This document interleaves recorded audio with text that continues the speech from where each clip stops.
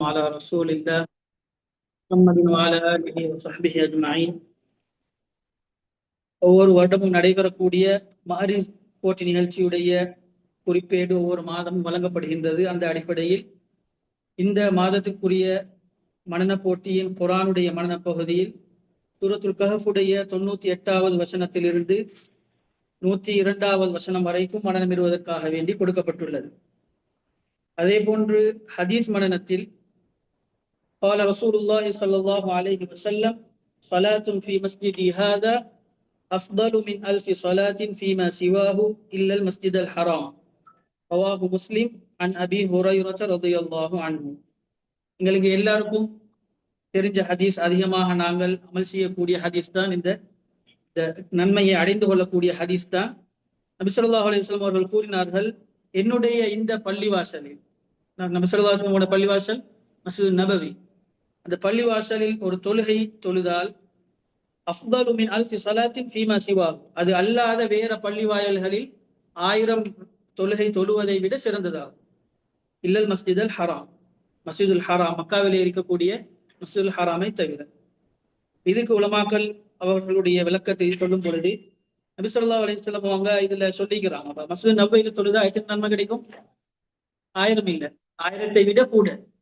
அஃதலு மின் 1000 ஸலாத்தின், 1000-ஐ விட, 1000 தொழுகையை விட சிறந்தது அப்படின்னு சொன்னா அதை விட அதிகமான நன்மை கிடைக்கும்.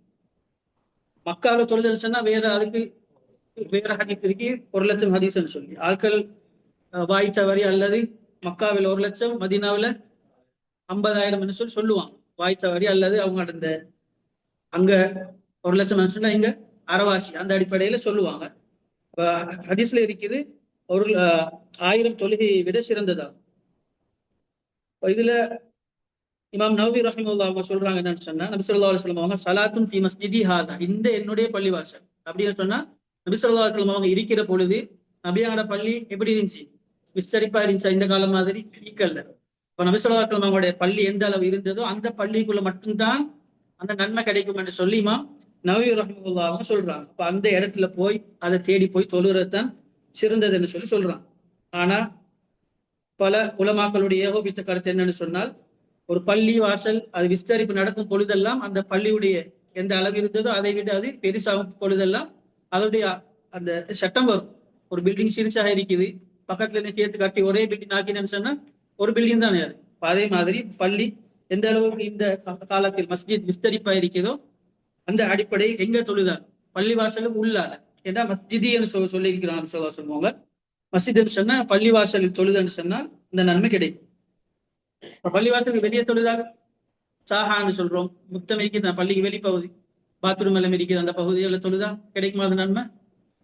கிடைக்கலாம் இன்ஷா அல்லாஹ். அந்த காலத்துல அப்படி ஒண்ணும் இருக்கல, பள்ளி மட்டும்தான் இருந்துச்சு. அந்த காலத்துல அப்படி ஒன்றும் இருக்கல. இந்த காலத்துலதான் விஸ்தரிப்பு செஞ்சு அது ஒரு 50-100 வருஷத்துக்குள்ள நடந்தது தான். அப்ப அது வந்ததுக்கு பின்னால உலமாக்கள் அதுவும் கருத்து சொல்லிக்கிறாங்க. அப்ப ஸ்தாகாலத்து தொழுதல் சொன்னா அந்த நன்மை கிடைக்குமா அப்படின்னு சொல்றாங்க. என்னன்னு சொன்னா, இமாம் ஜமாத்தோட தொழிலுக்கும் பொழுது தப்பு எல்லாம் உள்ளுக்கு பள்ளியெல்லாம் பூர்த்தியாகி வெளியில நின்று சொன்னா இன்ஷா அல்லாஹ் எங்களுக்கு அந்த 1000-ஐ விட அதிகமான நன்மை கிடைக்கும். ஆனா அப்படி இல்லாத நேரத்துல தொழுதுன்னு சொன்னா கிடைக்காது என்றதுதான் சரியான கருத்து. ஏன்னா நபி ஸல்லல்லாஹு அலைஹி வஸல்லம் சொல்லிக்கிறாங்க, மஸ்ஜிதுன்னு சொன்னா என்ன? கட்டிடம். ஒரு பள்ளி வாசல்ண்டா கட்டிடம் இருக்கு. இப்ப அதுக்கு உள்ளதான் தொழணும், அதுல தொழுது தான்.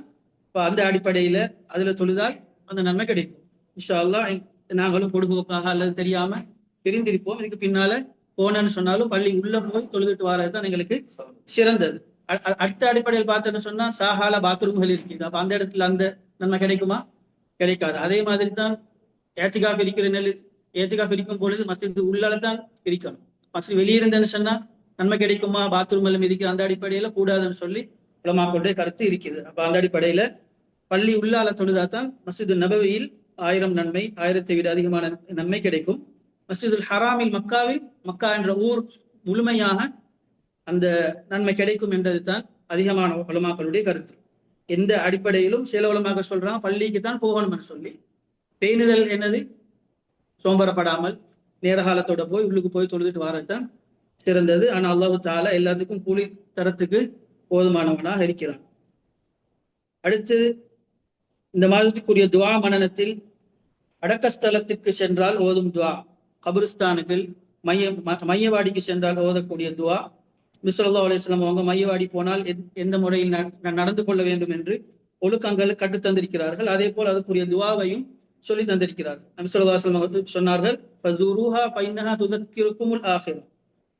கபிரிஸ்தான்களை சந்திங்க, மையவாடிகளை போய் அடிக்கடி அங்க போய் ஜியாரத் செஞ்சுட்டு வாங்க, உங்களுக்கு அது ஆখিরাவை நினைவுபடுத்தும். துனியாவுடைய மோகத்திலிருந்து விடுபட்டு ஆখিরাவை நினைவுபடுத்தக்கூடியதாக இருக்கின்றது என்று நபி ஸல்லல்லாஹு அலைஹி வஸல்லம் சொன்னார்கள்.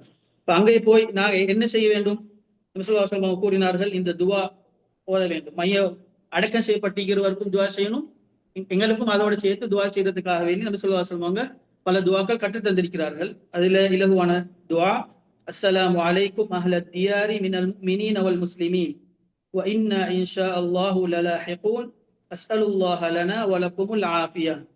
முஸ்லிமுடைய ரிவாயத், அஸ்ஸலாமு அலைக்கும் அஹ்லத் தியாரி மினல் முஃமினீன வல் முஸ்லிமீன், முஃமினான முஸ்லிமான இந்த கபர்களில் அடக்கம் செய்யப்பட்டிருக்கக்கூடிய உங்களுக்கு அல்லாஹ்வுடைய சாந்தி உண்டாகட்டும். வ இன்னா இன்ஷா அல்லாஹு லலாஹிகூன், நாங்களும் என்ன செய்வோம், ஒரு நாள்ல உங்களோட வந்து சேரக்கூடியவர்களாக இருக்கிறோம். அஸ்அலுல்லாஹ லனா வ லகுமுல் ஆஃபியா, எங்களுக்கும் உங்களுக்கும் அல்லாஹு தஆலா ஆஃபியத்தை, ஆரோக்கியத்தை, நலம் வேண்டி நாங்கள் பிரார்த்திக்கிறோம். எங்களுக்கு உலகத்தில் நலம், உங்களுக்கு கபருடைய வேதனையை விட்டும் பாதுகாப்பு கிடைக்க வேண்டும் என்று நாங்கள் அல்லாஹ்விடம் கேட்டுக்கொள்கிறோம் என்ற துவாவை நபி ஸல்லல்லாஹு அலைஹி வஸல்லம் அவர்கள் கற்று தந்திருக்கிறார்கள். அப்ப கபிரிஸ்தான் போனோம்னு சொன்னா இந்த துவா தான் நாங்க ஓதணும். அதை விட வேற நபி ஸல்லல்லாஹு அலைஹி வஸல்லம் அவர்கள் காட்டித்தராத முறைகளில் ஈடுபடுவது தடுக்கப்பட்ட விடயமாக இருக்கின்றது. எனவே ஒவ்வொரு மாதமும் நடைபெறக்கூடிய இந்த நிகழ்ச்சியில் கலந்து கொண்டு பிரயோசனத்தை பெற்றுக்கொண்டு, அதே போல மாரிஸ் போட்டியிலும் கொடுக்கப்படக்கூடிய துவாக்கள், ஹதீஸ்களை விளங்கி அதன்படி அமல் செய்யக்கூடிய கூட்டத்தில் அல்லாஹு தஆலா என் அனைவரையும் சேர்த்தருள்வானாக. வாஹிரு தாவானா அல்ஹம்துலில்லாஹி ரப்பில் ஆலமீன்.